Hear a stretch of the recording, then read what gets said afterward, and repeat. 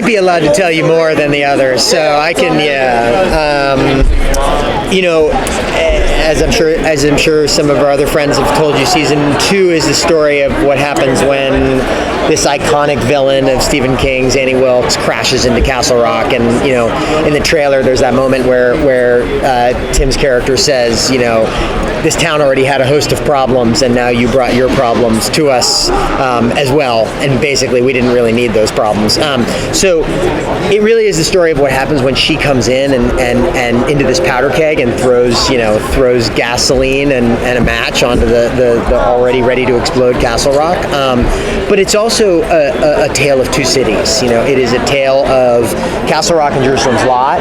Obviously, Salem's Lot is a setting that a lot of people love from the book of Salem's Lot, and the idea of this season was to try to kind of reinvent Salem's Lot a little bit and reinvent the relationship between Castle Rock and Jerusalem's Lot, and to show a kind of contrast of Castle Rock being a town, as we saw in season 1, that's sort of the town that time forgot, and people are not a lot of job opportunities, and a pretty empty town, versus Jerusalem's Lot, which is a very vibrant town now, having this Somali immigrant population that has come in and brought new life to a kind of dying main town.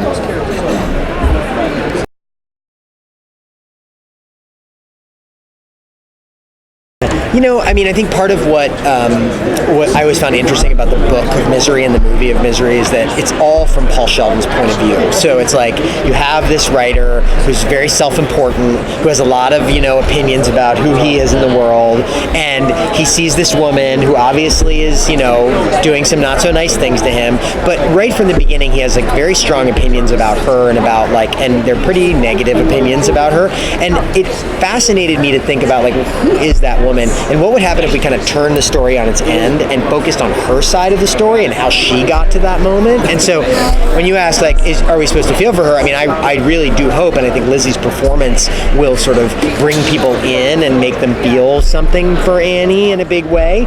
At the same time, she's still Annie Wilkes, and so there's still going to be those unpredictable moments, or those moments where she's cornered, where something happens and she lashes out. And that's just, that's, I think, baked into the nature of who this character is. That said, I do think that a big change between the book and the movie and this season is that I do hope that, as you say, people will actually feel for her and feel for the things that she cares about.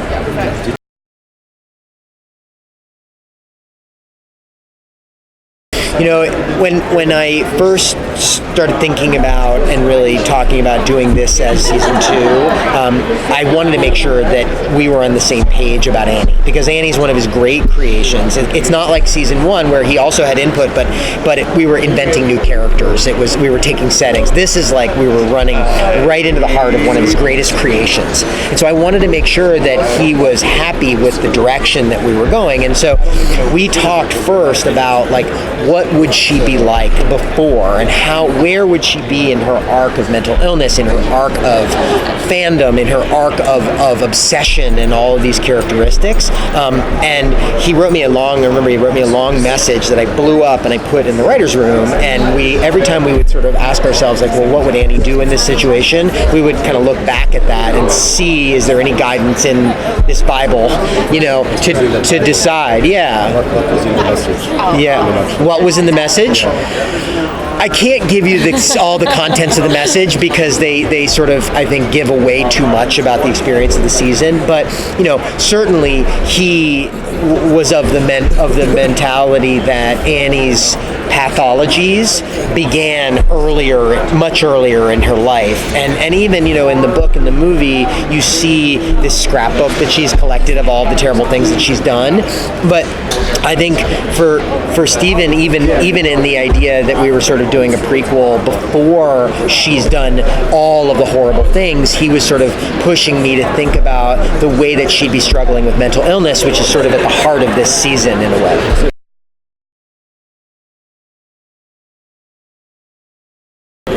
No, Steven's incredibly supportive and lovely, and he's the nicest guy in the world, and I think wants creators to kind of take what he started and do their own thing with it, but also is willing to share his feelings, and I think likes the show. I know likes the show, so.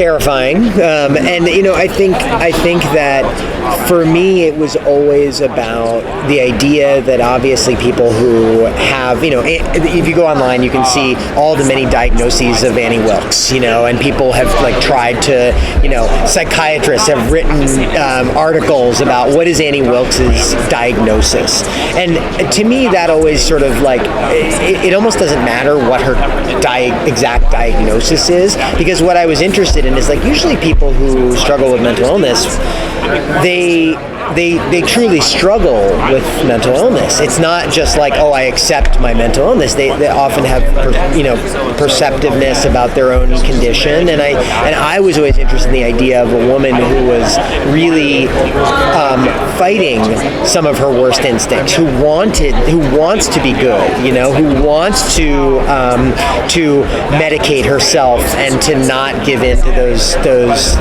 demons. And so that was sort of where we always started, was that you could really find yourself connected to her if you felt that she was struggling to be good.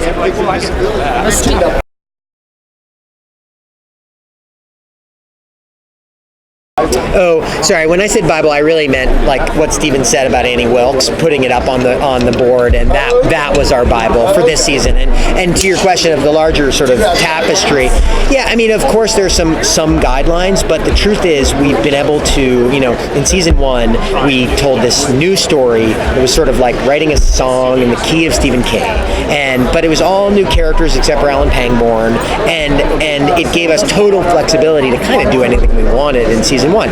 Obviously, in season 2, we're taking Annie and we're taking Ace Merrill and taking Pop Merrill and sort of running a little bit more into the heart of some of the sort of iconic characters. And so, I think part of what we set out to do was to make sure in this story that we were being true to the creations that Stephen had created, and that we were honoring them and doing them in the right way. So, if anything, we had Bibles for this season that were, here's the Ace Merrill Bible, here's the Pop Merrill Bible, here's the Annie Bible, and of course we diverted from some specifics of details, because in order to tell a new story, I think you have to do that a little bit and to change the timelines as we have a little bit.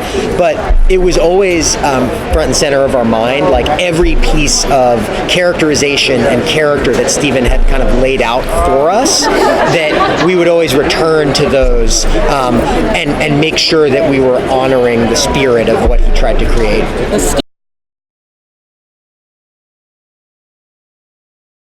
I haven't yet. I mean, I think that there were people watched season 1 and they had different feelings about the beginning and the end, and I think that it was interesting to sort of see people process that in different ways, and some people love it and some people hate it, and and I think part of what was also interesting in that way, one thing that's fascinating is the fact that Stephen wrote Misery 33 years ago. Yeah. Misery is a story about toxic fandom, and it is, but before anybody knew those words, he really, I honestly don't know if anyone else had written a story about a fan having really and captured the public imagination about a fan having gone too far. And I think that I don't know if writing a Misery story and by the way, and I can be a very critical fan of things too, and have my own opinions, and I didn't sign the Game of Thrones petition, but I was amused by it, and so I think what Misery gave us a chance to do, and all of the writers a chance to do, was to kind of think about those questions that we,